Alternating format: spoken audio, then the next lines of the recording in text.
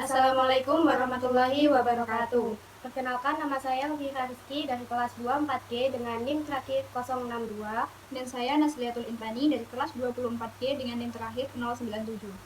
Baik, di video ini kami akan menjelaskan mengenai instalasi dan konfigurasi infrastruktur virtual dengan Docker. Pertama-tama, saya akan menjelaskan pengertian dari Docker.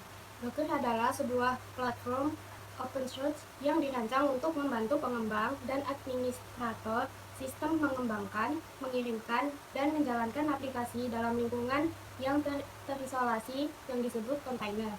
Kontainer ini memungkinkan aplikasi dan dependensinya dibundle bersama sehingga aplikasi dapat berjalan secara konsisten di berbagai lingkungan, baik di komputer pengembang, server lokal maupun cloud. Keuntungan menggunakan Docker ada 4. Yang pertama ada portabilitas, yaitu aplikasi dapat dijalankan di berbagai sistem tanpa harus khawatir tentang konfigurasi lingkungan. Yang kedua ada efisiensi, yaitu memanfaatkan sumber daya lebih sedikit dibandingkan dengan virtual machine. Yang ketiga ada skalabilitas, yaitu mempermudah pengelolaan aplikasi yang memerlukan skalabilitas tinggi. Dan yang keempat ada isolasi, yaitu setiap kontainer berjalan secara independen sehingga tidak saling mengganggu. Lalu komponen utama Docker, yaitu yang pertama ada Docker Engine yang ada di sini. Docker Engine adalah komponen inti Docker yang bertugas membuat, mengelola, dan menjalankan kontainer. Yang kedua ada image. Image berada di sini, dan image adalah template read-only yang berisi semua yang diperlukan untuk menjalankan aplikasi, termasuk kode, library, dan dependensi. Yang ketiga ada container. Container adalah instansi yang berjalan dari sebuah image. Container bersifat ringan, portable, dan terisolasi. Yang keempat adalah Docker Hub. Docker Hub adalah repositori cloud tempat penggunaan dapat menyimpan, berbagi, dan mengunduh image Docker. Jelaskan konfigurasi tambahan yang saya buat dengan mengubah bekas default engines ke laman HTML yang saya buat dengan laman HTML 8081. Volumes yang saya buat yaitu ini, dan indeksnya untuk networksnya saya menggunakan web network ini, dan untuk config yang search seperti ini. Selanjutnya indeks yang tadi disediakan ini akan menampilkan tampilan seperti ini di Chrome. Ini masih dalam pengembangan dan saya hanya menampilkan dasar dari laman engines yang saya buat seperti ini. Baik, di sini saya akan menjelaskan mengenai Docker Compose. Docker Compose adalah konfigurasi berbasis YAML yang digunakan untuk mendefinisikan dan menjalankan beberapa kontainer Docker sekaligus. Dengan Docker Compose, kita dapat mengelola aplikasi yang terdiri dari beberapa layanan seperti database, backend, frontend secara lebih efisien. Dalam Docker Compose terdapat beberapa struktur umum. Yang pertama yaitu versi Docker Compose 3.8 dengan nama layanan tugas UAS AXO dengan beberapa service di dalamnya. Yang pertama ada engines, lalu MySQL, yang ketiga ada Postgres, yang keempat terdapat RabbitMQ, lalu pgadmin, serta terdapat Node.js, MariaDB, dan Django.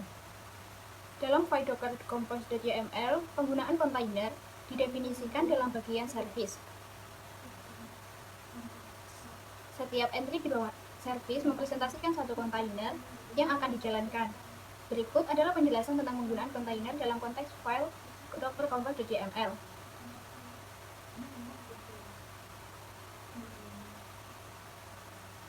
Setiap kontainer adalah bagian dari layanan. Kita dapat mengkonfigurasi setiap layanan dengan image, port, volume, variabel lingkungan, dan konfigurasi lainnya. Misal, service engines, terdapat image engines latest, container name yaitu engine server, portsnya 8081 dengan volume ini, lalu network dan konfigurasi. Lalu ada database service 1, yaitu saya menggunakan MySQL. Terdapat image, container name, environment, volume, network. Dan ini juga database yang kedua, saya menggunakan PostgreSQL. Untuk optional message-nya saya menggunakan RabbitMQ. Juga terdapat image, container name, port, network. Untuk web aplikasinya saya menggunakan pgadmin. Di dalamnya juga sama seperti sebelumnya, dapat image, container name, environment, ports, network.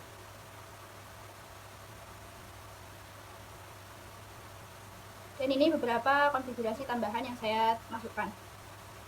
Port 8081 ini menghubungkan port 80 pada kontainer ke port 8081 di host. Lalu di sini saya akan menunjukkan penggunaan ini web aplikasi pgadmin. Dari sini pgadmin terdapat image, lalu terdapat juga email untuk masuk, portnya yaitu 8082.80. Lalu kita masuk ke dalam Chrome. Lalu saat kita sudah masuk ke dalam webnya, kita dapat memasukkan email untuk login ke pgadmin yang sudah tertera tadi. Terus juga kita juga dapat memasukkan sandinya. Lalu kita login.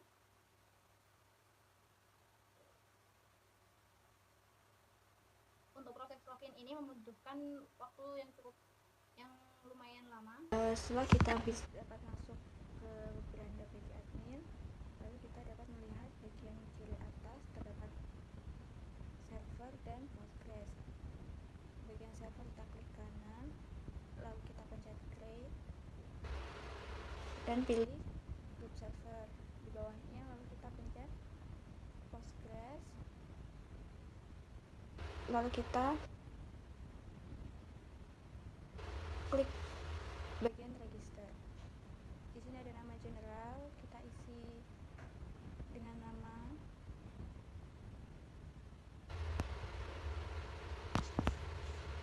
Lalu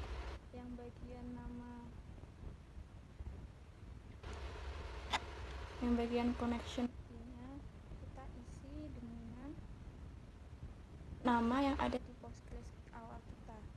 Lalu register. Setelah proses loading berhasil, kita akan dapat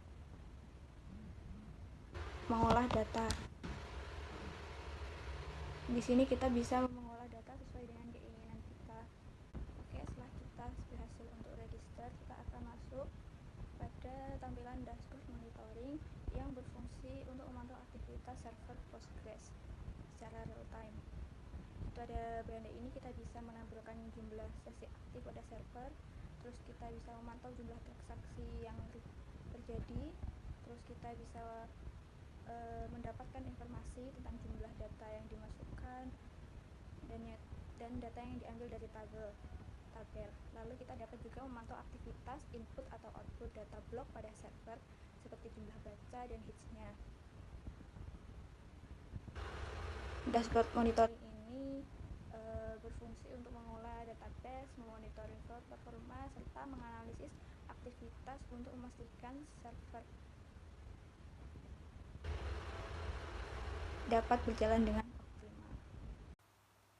Mungkin cukup sekian video mengenai instalasi dan konfigurasi infrastruktur virtual dengan Docker yang telah kami sampaikan.